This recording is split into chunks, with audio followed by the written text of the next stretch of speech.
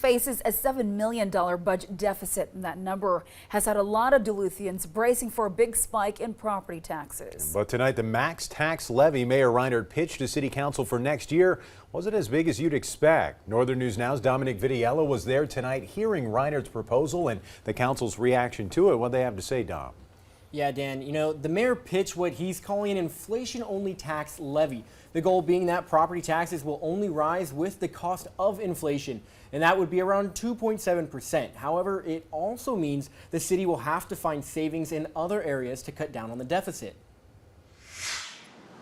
Our revenue comes from primarily three things: local government aid, our local property tax levy, and our 1% sales tax. Thursday evening, it was the tax levy the mayor focused on, specifically the max he wants it set at for 2026. His proposal, a 4.1 levy increase, which offset by recent growth, actually will make it around 2.7%. That means a Duluth home valued at $275,000 will see a monthly property tax increase of around $26. The mayor wants to keep it relatively low around the cost of inflation and explore other avenues to help generate revenue and reduce the deficit.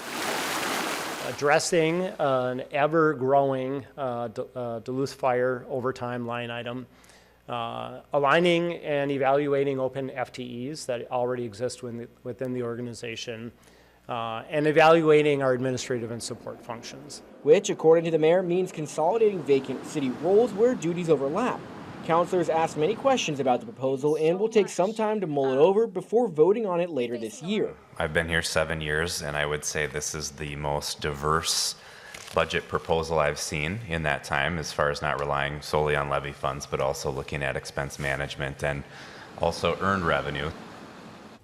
And they'll have until the end of September to set the maximum levy until the budget is set in December. The actual levy amount could go down, but it won't be able to go above what's approved by the council. Live in studio, Dominic Vitiello, Northern News Now.